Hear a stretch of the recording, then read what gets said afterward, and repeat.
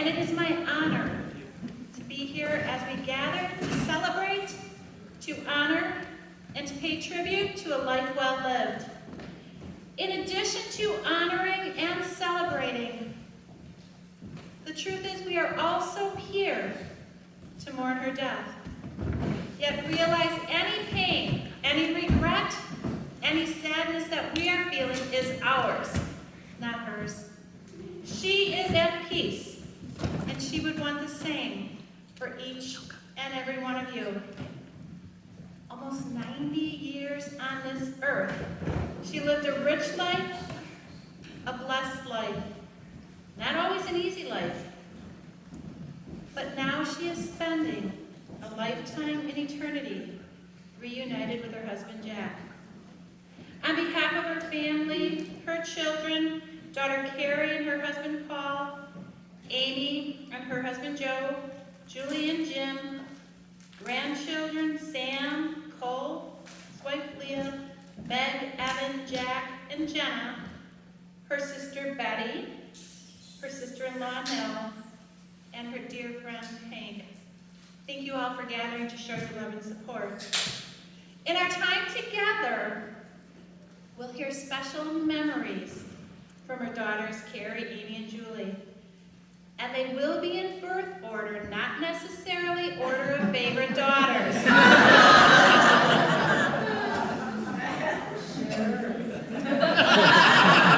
Same, right? Julie, we're not saving the best for last.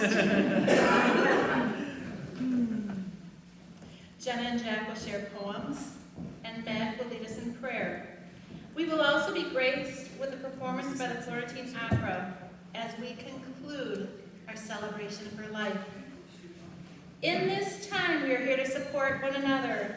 A year has passed since she took her last breath, May 17th, 2020. But her love, her legacy, lessons taught with or without words, remain in our hearts forever. And it is our intention that we honor and celebrate her life as she lived it, nothing more and nothing less.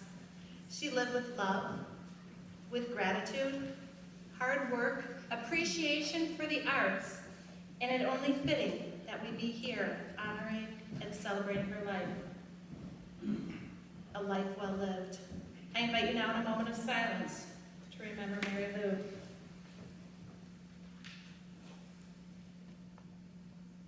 At this time, Jenna, Mary Lou's granddaughter, will share a poem reflective of her grandma's life.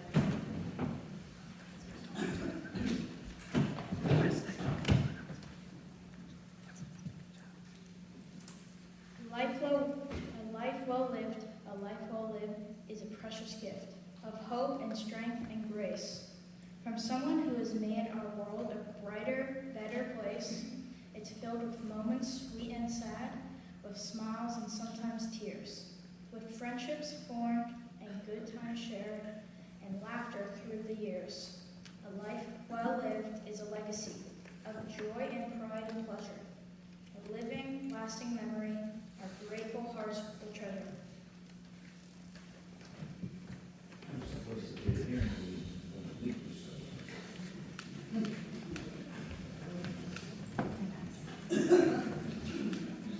What makes Mary Lou the woman we honor and we celebrate today? Born to her parents, Eva and Anna Louise, May 23rd, 1930, their firstborn, imagine the love, the pride, a beautiful daughter to guide, protect, teach about life and about love. One of three children, first Mary Lou, and then Betty, and along came Jim. Two girls and a boy, if those walls could talk. Can you imagine the love that family shared? Always loved, always protected. She faced some challenges health-wise as a child, and she was always encircled in that protection and in that love. Doing what kids did back then. Raised in the 30s was a different time. People didn't have much, and what you had, you appreciated. And that's how she lived her life, grateful for everything. She gave of her time and her talents throughout her entire life.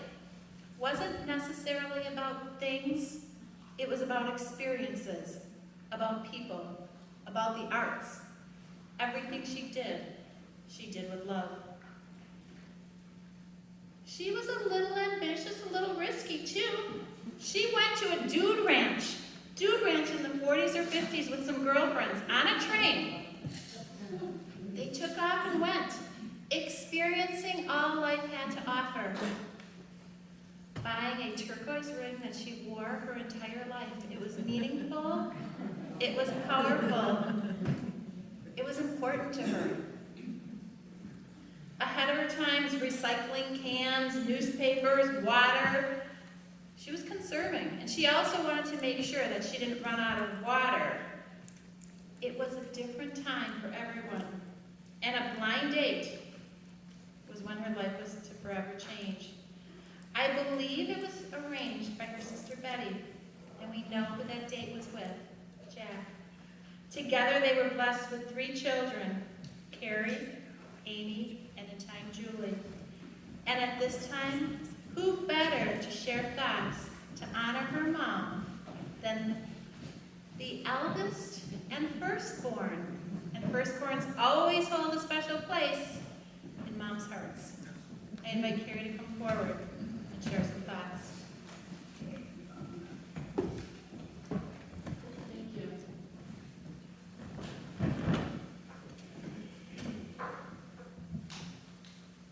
I have to put something on. I have the privilege of standing in front of you today to honor the memory of my mom and our mom, Mary Lou Vickers Gilstrom. Tomorrow would be her 91st birthday. Being born in the Depression shaped her whole life as it did for so many. Mom was not one to spend money casually. She had no need for fancy jewelry, even when her life was more comfortable. It was the same for clothes. I remember when Amy was getting married, and she and I went to a boutique store in Oconomowoc, and she had trouble spending $200 on what was the perfect fancy dress for that wedding 33 years ago. Not to worry, I talked her into it. She was a beautiful mother of the bride. Even when it came to fresh flowers, she never bought herself fresh flowers, yet she planted gardens so she could always have cut flowers. We all know that music was Mom's jam. She was the high school musical girl. But her first performance was at Dixon Elementary when she was 10. She went off to college, was a finalist in the Miss Illinois contest where, of course, singing was her talent. Even though she and her husband, Jack, went to the same high school at the same time, he was a jock, she was the music person. So their paths really didn't cross until many years later when Betty Jane set them up on a double date, and that was that. They married, they bought Jack's parents' home in LaGrange Park, Illinois, and I've had the good fortune of knowing Mom the longest. And this is where I got involved in her love of opera. She played the leading role of Carmen for the Chicago Lyric Opera Guild. And I had the good fortune of helping her learn her lines. And you can see some of those newspaper clippings that are out on these picture boards today. So Mom was, for so long, really the strong silent type. Jack worked hard 6 days a week, when with only one car in the family, that gave Mom Sundays to go to church, to sing in the choir, to visit her mom, and to grocery shop, while Dad took the day off at home. I never heard her complain about the arrangement. We lived on a great dead-end street block with lots of socializing in the neighborhood. And it didn't hurt that Jack's best friend, Tyke Graham, bought a house 5 doors down. I can't tell you what a trial this was for the women. This is where we kids got to grow up with our cousins both sides of our family, and Mom and Dad's potluck friends. Family and friends played such an important role in our lives and was such a significant value that our parents instilled on us. We have so many great memories of garage parties. Nothing more important than family and friends. And holidays were memorable. Grandpa Harold played Santa every year at the large Gilstrom Christmas gathering when we still lived in LaGrange. And then there was the Vickers side. Easter at Aunt Betty's, Christmas Day at Uncle Jim's and Aunt Nell's. And of course, this was after we spent Christmas morning at the Ram House 5 doors down. And then Mom had Thanksgiving. Every year, it was a memorable event. Grandma Lou was always shaking her whole body while she made gravy. And then when there was something forgotten to be served with dinner, it came out later, always with song. We still sing about the Brussels sprouts. To this day, Christmas is her special holiday. Thanksgiving is our special holiday. It's such a special day. When our folks decided to shake everything up and move to Southern Ohio to pursue other dreams, I think they bought their dream house. They bought a builder's spec home, fully decorated. But it wasn't the right move.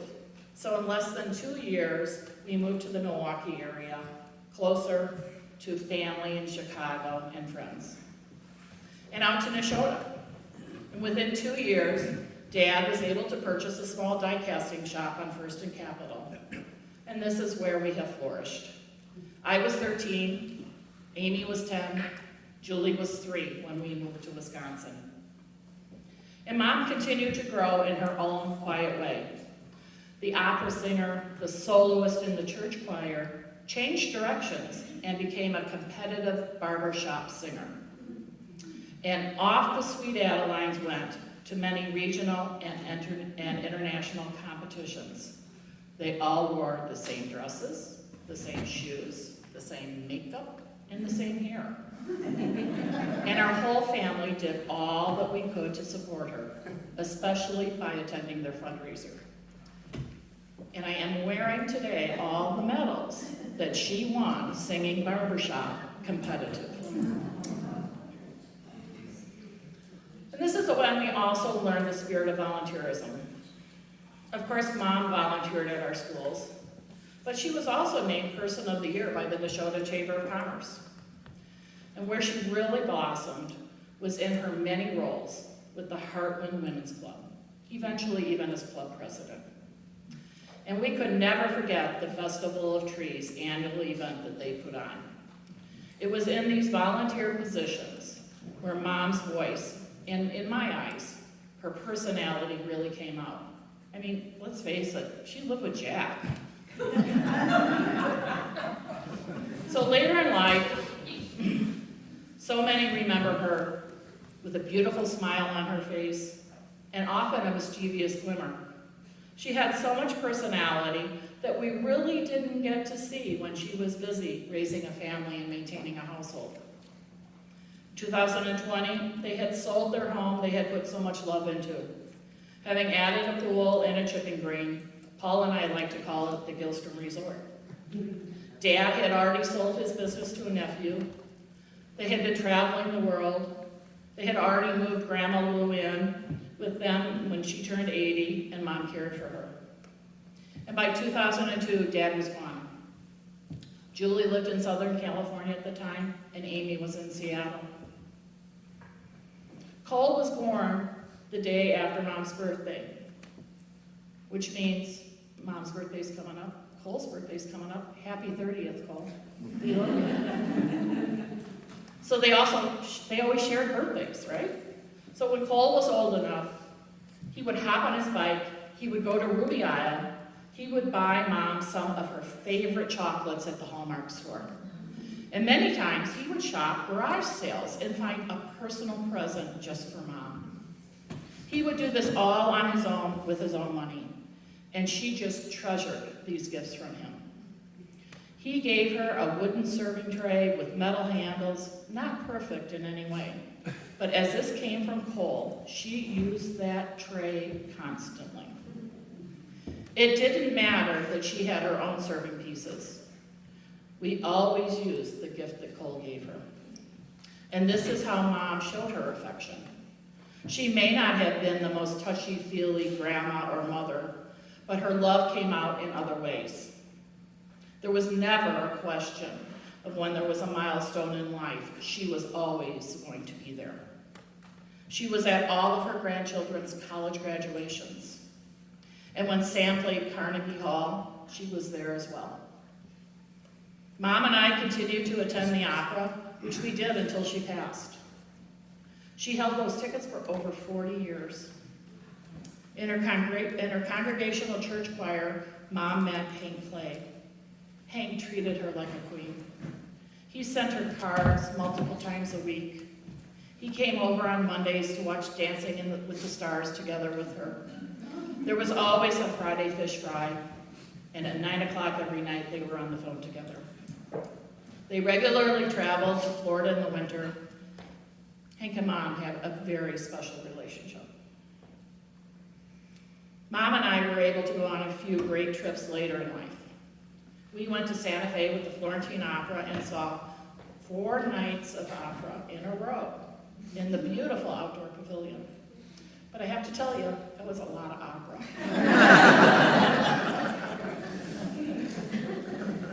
But she had a final request for a trip. She always wanted to see the Grand Canyon.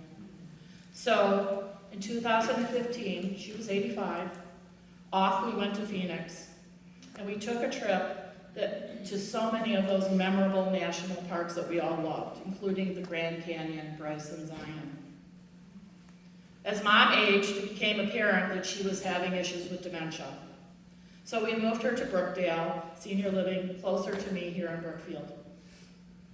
She lived there for 3 years before passing peacefully, just 5 days shy of her 90th birthday. And so here we are, 1 year later, celebrating her life one day before her 91st birthday. She loved this time of year. We would drive around just to see the flowering crabs. And it was such a simple joy for her to see those. But I will tell you, her favorite flowering tree was the red bud. Mom truly was a beautiful person inside and out. So many things today pay homage to her. Their playlist today featured songs that included her name, Mary Lou. We also have some beautiful live vocal entertainment for you to enjoy later. Mom was infamous for her strawberry rhubarb pie, and my daughter-in-law, Leah, made her famous macarons featuring that flavor. Her favorite ice cream, daily servings, sometimes replacing Tiffany, was butter pecan, the other macaron flavor. And she just loved cashews, again a feature, and of course we had to have some Guinness available because she was the dark beer queen. Mom always had a little sweet tooth, hence the sweets in the back of the room, and the flowers are all, of course, locally grown. For many years, Mom said, I don't want a funeral, I want a party. So today, we are celebrating everything Mary Lou. Thank you.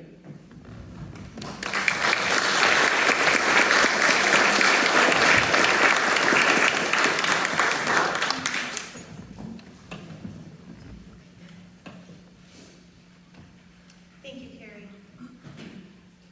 Carrie had referenced so many aspects, attributes to Mary Lou's life, and I just want to focus just for a moment on the flowers.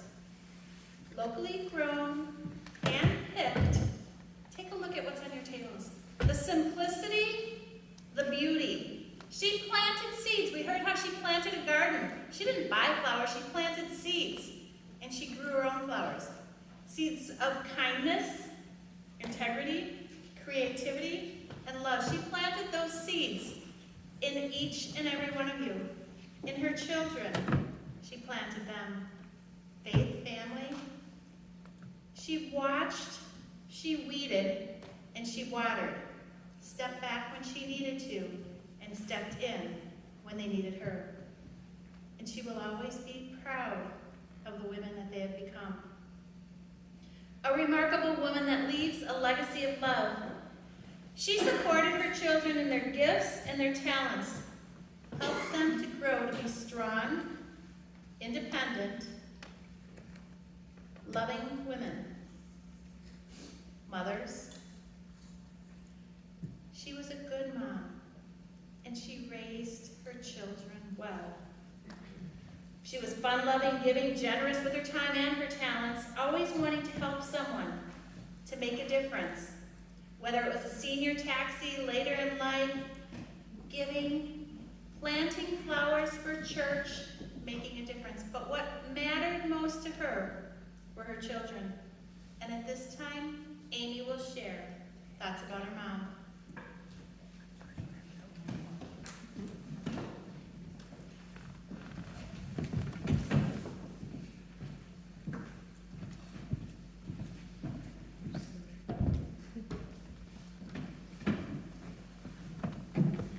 So nice to see you all here today. I would also throw in Mom also grew rhubarb for those rhubarb pies.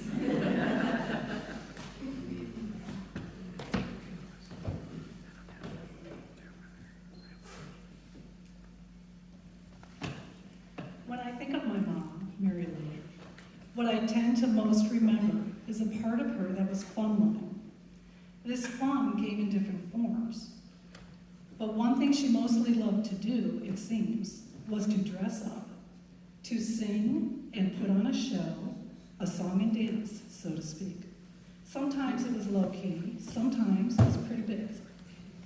When I was in second grade, at Halloween time, she surprised my class by abruptly interrupting instruction time, running up the center aisle between all the children seated at their desks, dressed in full witch garb. She had a broomstick and was cackling and screeching, as any good witch would.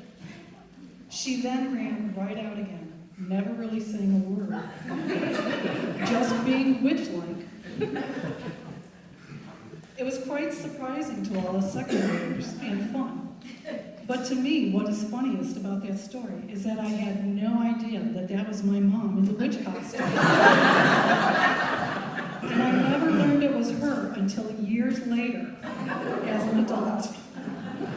The things we come to know. At that point in time, we lived in the Chicago suburb of LaGrange Park. In those years, my mom also performed and sang the lead role in the community opera production Carmen. As Carrie mentioned, there are pictures on the picture board from an article in the local newspaper of her dressed as Carmen. Sadly, I do not remember the actual performance, but I do remember the music. And I do remember spending afternoons after school at the house of a classmate whose parents were also in the production. I assume they were practicing together as we little girls played. I really appreciate and respect the fact that Mary Lou found a way to follow her passion of music and theater, despite her full-time job as mother and homemaker.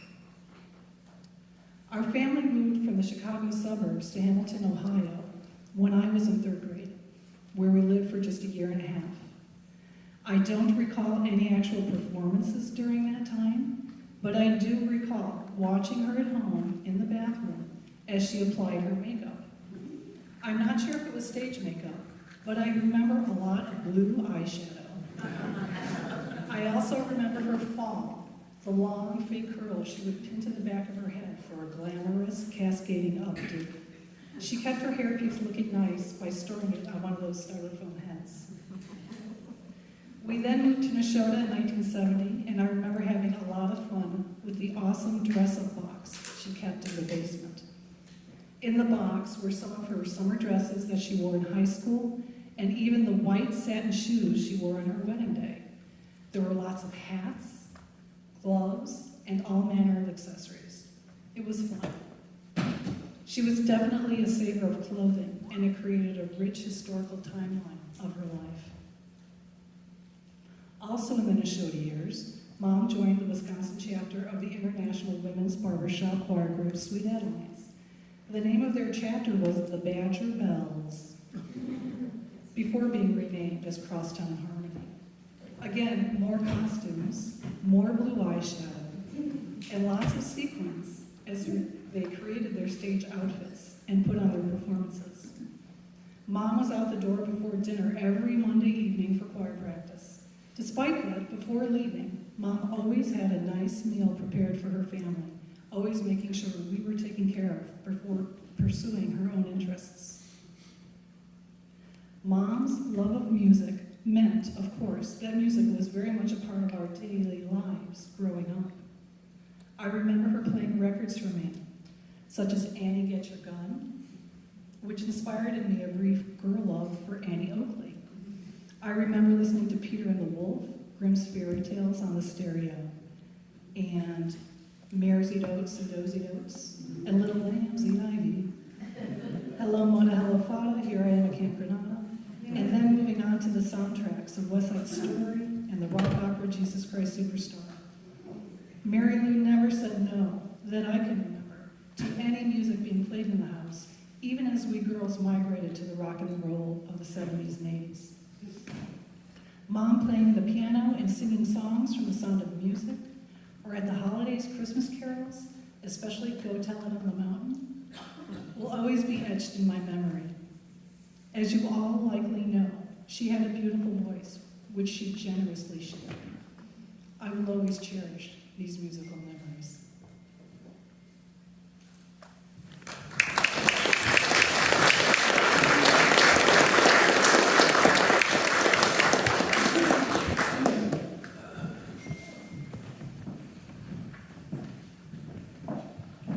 Thank you, Amy.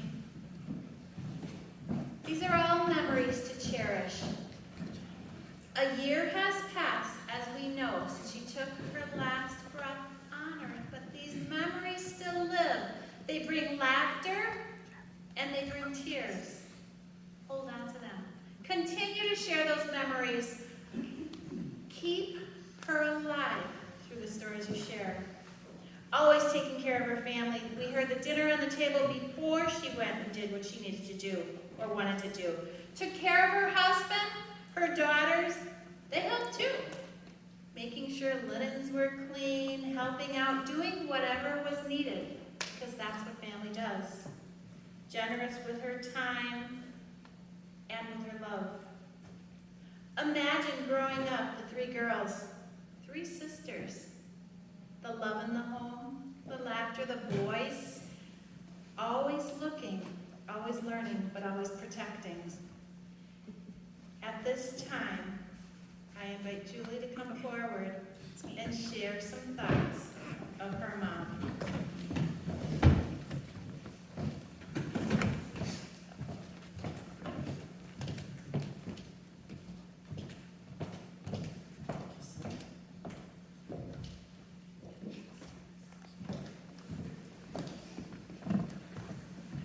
Wow, I feel like it's the Golden Globe Awards all over here at these tables. And I guess that means Mary Lou is getting a posthumous Lifetime Achievement Award, possibly for Best in Overall Entertainer. But seriously, thank you all for being here, especially in these pandemic times. It's so appreciated by our family. My mom was the type of person and the type of mother. I'm sorry, it's going to be really hard for me, I can tell. She showed her love, appreciation, and kindness, more so in certain ways than certain words. The great communicator, she was not. But her consistency as a mother is what made her such a good one. We consistently had a very well-kept home. It was organized, it was clean, it was exactly the same every single day. It was a perfect place for a family to just be able to, well, be. As our lives were ever changing with school and friends and activities, our home life was consistent, and looking back now, that was truly something that was taken for granted and probably unappreciated. But now I know it was something that was done purposely and out of love. So yes, the great communicator she was not, but a mother of consistency, and one who showed her love she was. However, there is one word, and I think you will all agree with me here, that she used consistently to convey her thoughts and feelings. I have noticed lately that this word has also crept into my mothering and adult life. Now you may be thinking of that word that was passed on to Mary Lou from Grandma Lou. You know, the one that I have either heard both of them use, that D word, usually followed by it.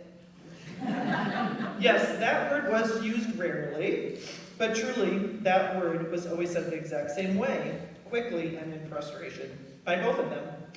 Perhaps my children will tell you that I have also have the ability to only use that one expletive. And I too always say it the same way, quickly and in frustration, but never at them. No, that is not the word I'm speaking of here, because the word I speak of has many inflections. Have you thought of it yet? If you were thinking of the word "oh," you can collect your prize at the door. It was actually my husband, early in our marriage, who pointed this out to me. He said, "Your mom really communicates through the word "oh." It didn't take him long to figure that out, so why I was knocked over the head with this is pretty funny to me now. Here are a few forms of "oh," and I encourage you all to listen carefully, as perhaps you would like to weave in a little Mary Lou-isms in your life as well. For instance, in the car on her way out to an appointment, shopping, or when she was driving me and often a car full of friends to or from an activity, which she also almost did on a daily basis without complaint, she might have explained a succinct and almost staccato type "oh." This means she has forgotten something. In this case, "oh" would also be accompanied by a quick tap on the brakes, as if she was going to pull a 180 on the freeway right then and there. And then there was the really long "oh," just like that with kind of a hump in the middle. Now that would mean that you would have just blown her mind with a comment and possibly informed her of something new. If she's really in agreement with you, she confirmed that by adding a second word and would say, "oh, yeah." And then there were the times in which she had something thoughtful to share. "Oh, Julie, there is an art exhibit in Madison of this woman artist. I have tickets for you and I, Grandma Lou. That artist was Georgia O'Keeffe, and it had a profound inspirational effect on me." There was another kind of thoughtful "oh," one with a little more excitement, like "oh," which was used when she explained that she was taking me to a coffee house, something we have never done before, because she knew I didn't like coffee. She introduced me to chai latte, which is now one of my favorite drinks, darn it, has so much sugar in it. She was pretty happy with herself to have found something that I actually liked. Now I have to say, I'm quite proud of the fact that I thought of something thoughtful to do for her on my visit in her final days. Instead of my wireless earbuds, I decided to bring my headphones. I wanted to be able to pipe in some opera and other favorites while she laid in bed. After hearing some opera, she said so peacefully, "oh, that was beautiful." So yes, the great communicator, with words she was not, but she didn't need to be, with just that one word, "oh."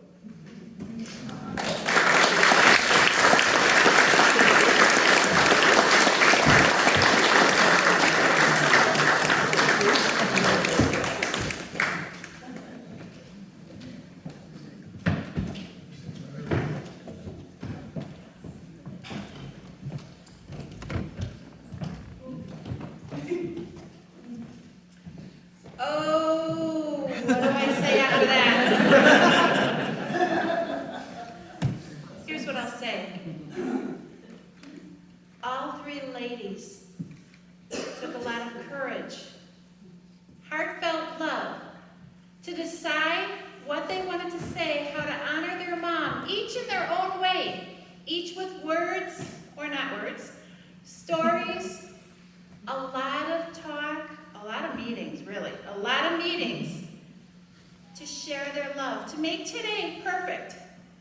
To make today perfect to honor their mom. We know the ringleader, the eldest sister who always, oldest sisters, I have an older sister too. She always takes control, making sure everyone is in accordance, everything is perfect. And I think that their mom would agree.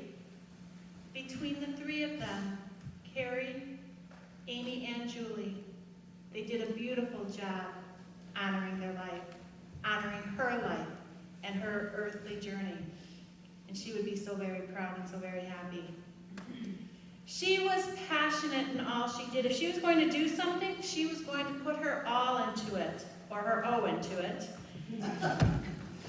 She appreciated everything, and it wasn't the things. It was the experiences, the people, and the love. Family, friends, the arts, theater. She would want you to count your blessings and share your love. Be grateful for what you have.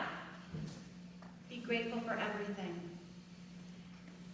She would also want you to know that she will always be with you. And at this time, I invite Jack to come forward and share a poem.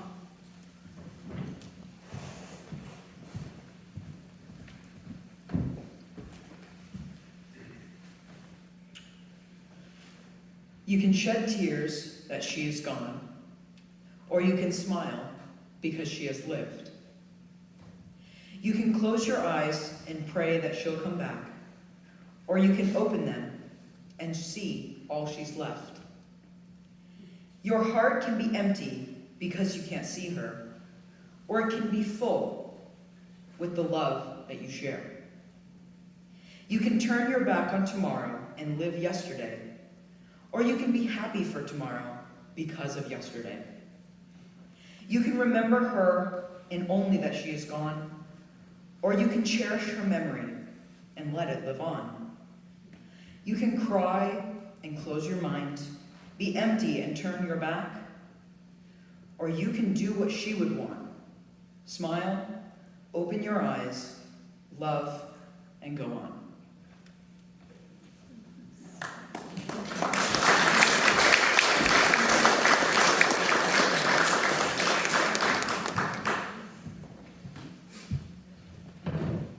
I believe it evident in all aspects of Mary Lou's life. She has lived a good life. Surrounded by the love of family and friends, she wouldn't have had it any other way. We have two certainties in life.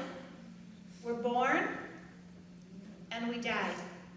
Well, actually three. We pay taxes too. Three things in life. We're born and we die. What we do in between is up to us. The life we live, what we leave behind, the lessons taught with or without words, but mostly the love shared. And she has shared that love with each and every one of you. And you are her legacy. She realized that there was a time and a season for everything. And in time, that included dying. At this time, as written in Ecclesiastes, Meg will share the words of Ecclesiastes.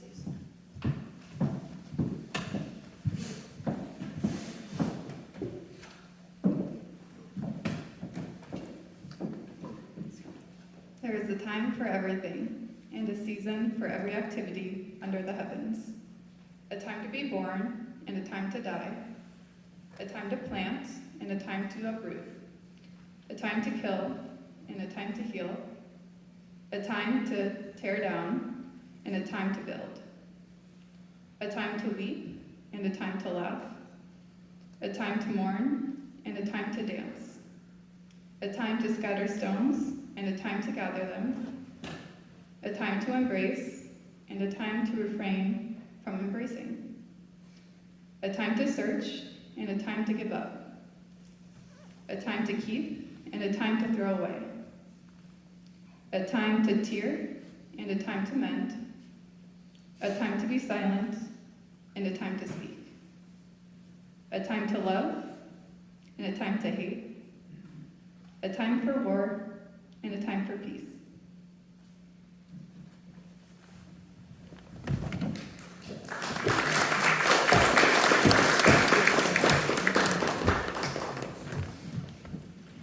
A time for war and a time for peace. The time for peace for Mary Lou is now. She died peacefully May 17, 2020, surrounded by love, surrounded by light, just as she lived her life. Not in any pain, no suffering. She is at peace, and she would want the same for all of you. She would also want you to know that you were exactly what she needed during her lifetime, and she is forever grateful. Find comfort in knowing that you will see her again. She is around, she is in spirit. She would want you to celebrate. We've heard she wanted a party. She would want you to celebrate life. She would want you to celebrate the arts. And it is my pleasure to introduce Paula Tillen, Nate Hill, and Brianne Sura, members of Florentine Opera. Please enjoy.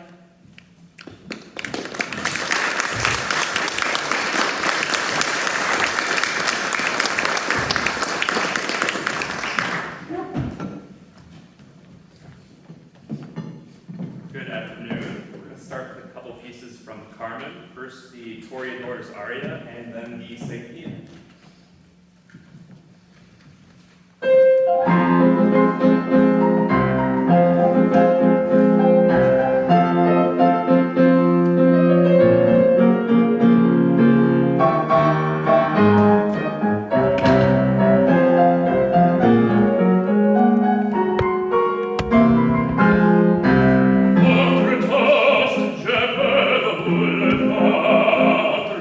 Seigneur, Seigneur,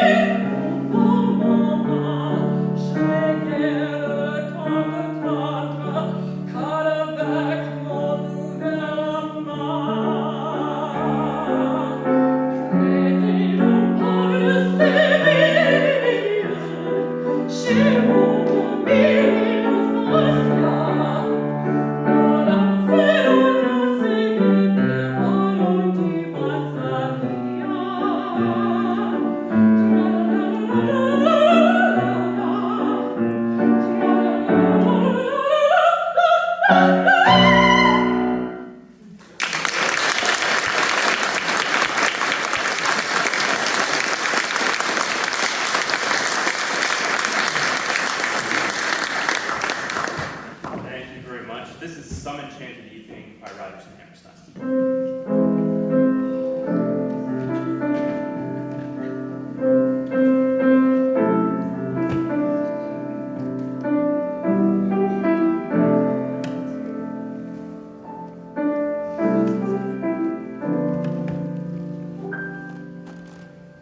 Some enchanted evening, you may see a stranger. You may see a stranger across a crowded room, and somehow you know even then, that somewhere you'll see her again and again.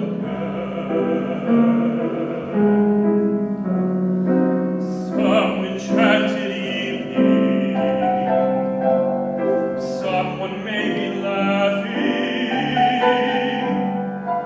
You may hear her laughing across a crowded room, and night after night,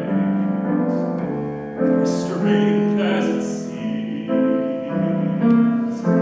the sound of her laughter will sing in your dreams. Who can explain it? Who can tell you why? Fools give you reasons, wise men never try.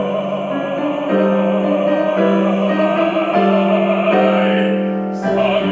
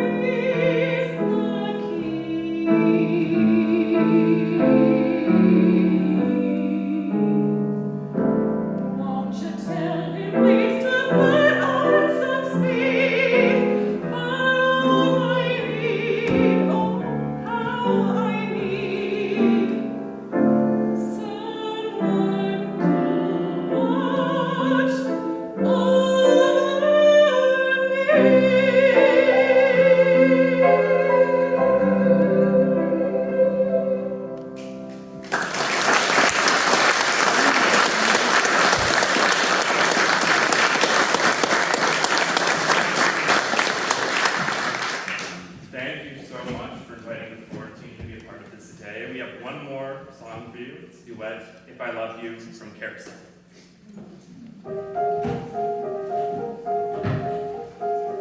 Kinda strong inhaled and picking at my food, and love the sick like any other guy. I'd throw away my sweater and dress up like a dude in a dickie and a collar and a tie. If I love you, but somehow I can see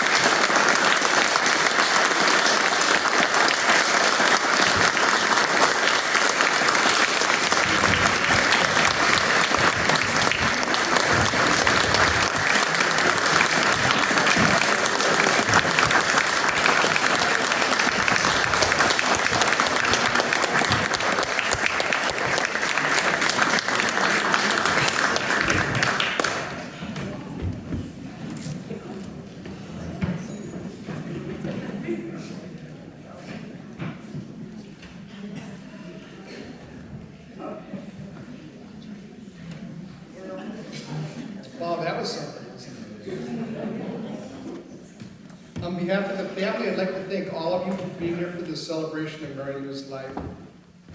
Let us go with continuing love and affection for each other.